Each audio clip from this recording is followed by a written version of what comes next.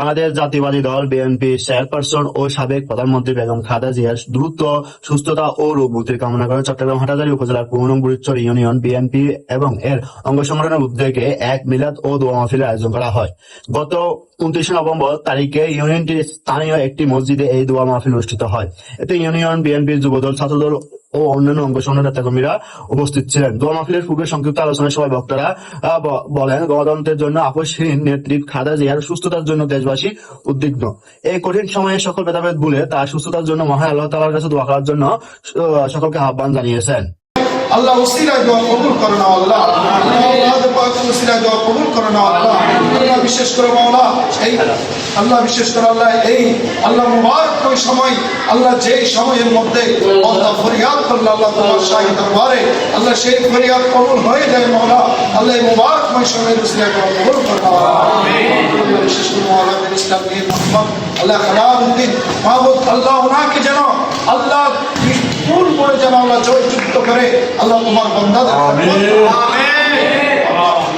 আল্লাহ যে সমস্ত আল্লাহ ভাইরা রয়েছেন আল্লাহ পার্টির আলো যে সমস্ত আল্লাহ ভিন্ন মত করতে পারে আল্লাহ পার্টি থেকে যখন আল্লাহ নির্বাচিত করেছেন আল্লাহ সকলে আল্লাহ মিল মহাব্বতে একটি প্ল্যাটফর্মে থেকে কাঁধে কাঁধ মিলিয়ে যেন আল্লাহ সংগঠনের যেন আল্লাহ যেন কাজ করতে পারেন গায়ের পক্ষ থেকে সেই তৌফিক দান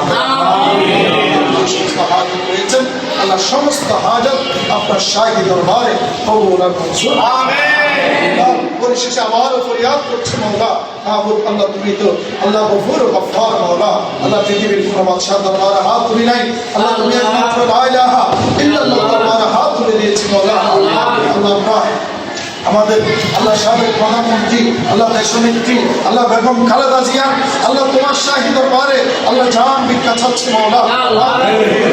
আল্লাহ পাকে পরিপূর্ণ শাহাদাত আবার যেন আল্লাহ গণতন্ত্র যেন আল্লাহ তোমার বান্দাদের মাঝে যেন আল্লাহ আবার যেন আল্লাহ ফিরিয়ে আনতে পারেন পক্ষ থেকে সেই তৌফিক والسلام على المرسلين والحمد لله رب العالمين.